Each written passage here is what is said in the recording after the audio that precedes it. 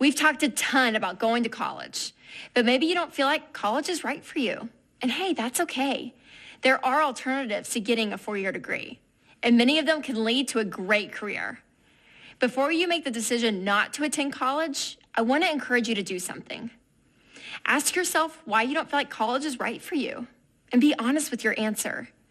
It may help for you to talk with your parents or an adult that you trust. You might realize that you're just like the rest of us, a little scared of the unknown. What will the first day be like? Or what if I can't make the grades? Those worries are totally normal, and most of them will be old news by the second week of college. But maybe you'll discover that college really isn't right for you. If that's the case, there's something you've got to know. A great career won't just happen. It must be built with a solid plan. And no, that plan doesn't include living with your parents in their basement, hoping to meet a lovely lady who'll take over cooking and cleaning duties from your mom. It just doesn't work that way. So let's talk about a few options for your plan. First, there's trade school. Trade schools teach basic professional skills in 2 years or less. Local employers often seek out trade school graduates to fill open entry-level positions. You can also earn a certification or find ways to self-educate in your field of interest. Many community colleges, government programs, and online organizations offer free or low-cost certifications for a specific skill set. You can enhance your education by attending conferences, reading websites, books, or magazines related to your career of choice. Keep in mind that self-education requires a ton of motivation and resourcefulness. In some careers, you can even take advantage of on-the-job training or apprenticeship. You can learn by actually doing the work and using your hands instead of reading from a textbook. You can also earn an associate's degree that will allow you to begin your career right after graduation. These programs are often called Associate of Science degrees and don't require you to take any general courses taught in 4-year universities. That means that your classes may not transfer if you decide to get a 4-year degree later. Your advisor should be able to tell you which programs will transfer and which ones don't. If you're confident that a 2-year degree is what you're looking for, you can quickly enter into fields like nursing, cardiovascular technology, criminal justice, and many more. Or maybe you'd like to start your own business. If you choose to go to college first, you'll learn the vital skills like how to interact with others in a business setting, manage a team, track the company finances, and actually turn a profit. Pretty important stuff, right? But maybe you feel like you've got the passion and the know-how needed to open up a business right now, and that's awesome. Having confidence like that will take you a long way in life. But I also want you to be realistic. If you plan to start a business without a college education, make sure you're constantly learning from others who have started and ran successful businesses themselves. Everyone is different, and thank goodness, right? So it's totally okay if your life after high school doesn't look the same as your friends. What's not okay is settling because of uncertainties. If you're willing to put in the work, then you've got what it takes to conquer your fears and reach your dreams. Don't let anything hold you back from reaching your potential.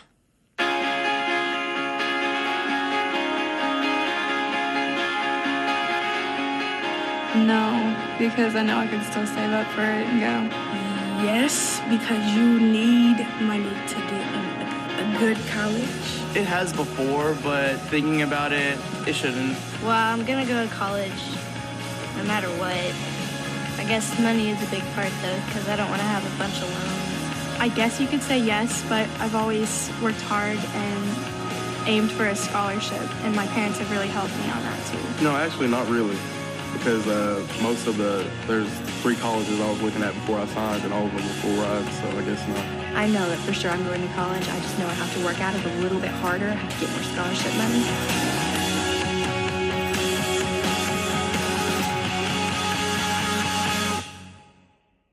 Hopefully you see that when it comes to college and life in general, debt is not the answer. We've shown you tons of ways to get an awesome college education without ever touching student loans. Yes, that might mean working a full-time job in the summer and part-time during college.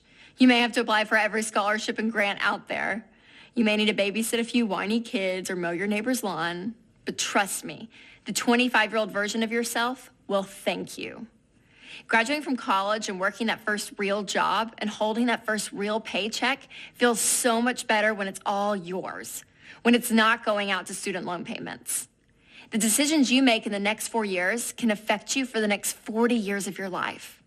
If you avoid debt, you'll have the freedom to go after your dreams in a powerful way. I talk a lot about changing your family tree, and that's my dream for this generation. Maybe you've grown up in a house where debt is a way of life. It would be easy for you to continue the cycle. You could accept student loans and sign up for a credit card before you ever graduate from high school. But now you know another way.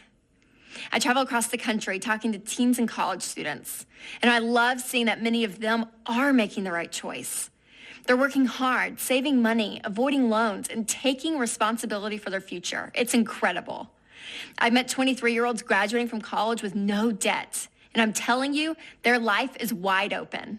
A little patience and sacrifice now will set you up for huge amounts of peace and joy later, and not just in your lifetime either. Your choice to avoid debt means your future spouse, kids, and family will enjoy the same lasting peace for generations to come. Jake is with us. He's 20 years old in Houston, Texas, a sophomore in college. Hey, Jake, what's up? Hey, Dave, not much. Hey, I've saved all I can for next semester, and my tuition's due next week, and I don't have enough money for it all. So I need your help to know if I should stay at school or if I should avoid going into debt. Well, number one, anytime you pose two possible answers as the only two possible answers to a question, especially to try to box me into a corner, that's not a wise thing. That tells me you haven't done your work. Number one, we know you didn't do your work because you're not ready to pay for your tuition. Number two, you haven't looked for enough other options. You're trying to pose to me that there's only two options. I can't finish school unless Dave Ramsey says it's okay to go in debt. Well, that's a fatalistic approach, and that's trash, dude. That's just wrong. Now, what am I saying? I'm saying if I'm in your shoes, I'm 20 years old, I'm going to say, A, I'm not borrowing money. Dave, you're telling him not to go back to school. No, I'm not. Listen. So what am I going to do? Well, I'm going to be in there in financial aid's office. I'm going to be in the counselor's office. I'm going to be talking to the dean of the college. I'm going to be talking to some local businesses to support me and help me get going. I'm going to ask for an advance over at work if you're already working, and I hope you are. And I'm going to have done a whole bunch of other ideas to find money. There's a lot, sell your car, I don't know. If you really want to go to school, you'll find a way. Let's just pretend for a second student loans didn't exist. What would you do then, dude? Find a way. That's exactly what you'd do. Do I want you to quit school? No. I want you to go finish school. But I also want you to increase your ability to make decisions better than you've done.